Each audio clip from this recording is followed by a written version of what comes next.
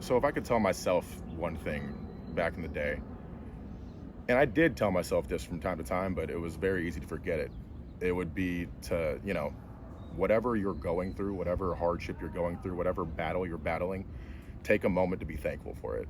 Because I'm about to get emotional here too.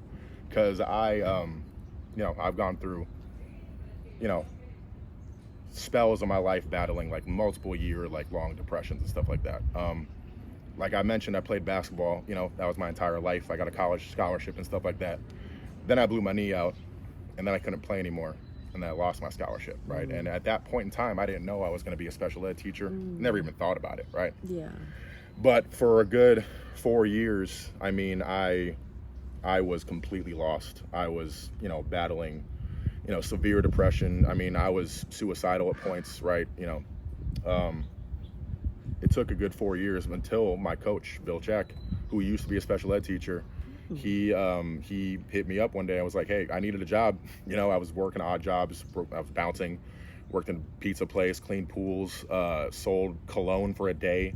And it wasn't even selling cologne. It was like one of those people who would go to the Walmart parking lots like, hey, you want to try this knockoff cologne? Did that for a day, and I was like, no, take me home. I'm not doing this. We ain't doing this. Telemarketed for like 2 days, all sorts of different things. But he was like, you need a job? There's an opportunity in the district I used to work at. I think you'd be good at it. He would bring his students. He was still teaching. Actually, I think he might still be teaching. I think he was still teaching at the time, and he would bring his students, to practices and games every once in a while. And I'd always just like, mess around with them, So he got me a job as an instructional aide in an adult transition classroom. And, at the time I was like, I never would have even considered working in this field. But after like a month or so, I fell in love with it. And it gave me a reason to go back to school. When I lost my scholarship and dropped out of school, I had like a 1.4 GPA because, again, I just tanked. And, but because I had this, new, I guess, passion, and I had this new drive, I went back to school. I asked my best friend who was going through his master's program at the time, like, hey, I've never even studied a day in my life before. What can you help me? And he showed me how to like be a student, and it turns out it was just like, oh, I just have to care. Like, oh, that's cool. Okay, all right, sweet. I just have to actually give a damn. So, I started studying. I got my first semester back in university.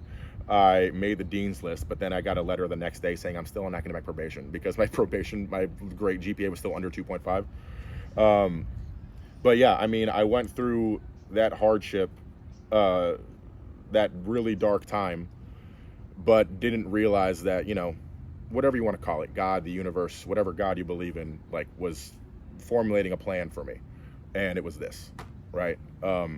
And the dark times, the hard times, it gave me perspective, and it gave me strength, and it made me, going through those times, it's like in baseball when you're on deck and you're swinging the bat with like the extra weight on it, right? That was my life at that point. I was just living life with extra weight on it. Once I found what I cared about and what I wanted to do, you pop the donuts off and everything else seems easier by that point, right? Getting a master's degree was way easier than, having insomnia and wanting to kill myself every night. Studying at 4 a.m. is a lot easier than wanting to pop a bottle of Ambien at 4 a.m., right? So all that stuff, everything seems easier when you go through something challenging. And the only thing you have to do is just day by day get through it, right? A lot of like people will try to tell you like, oh, you just gotta choose, to go after it and rise and grind, and that whole like mentality. Like, sometimes you're not ready for that, and that's okay. Sometimes you're not ready to like take on the world and like turn your life around in a day, and that's okay, right? But just for a moment, if you can find the time to be thankful for what you're going through at the time, do it. Because as long as you just don't quit and don't give up and don't succumb to, the darkness, you will get over it, and you'll be stronger because of it. And who knows, you might find, everything you've been wanting in your life as a result. Wow. So, I don't know.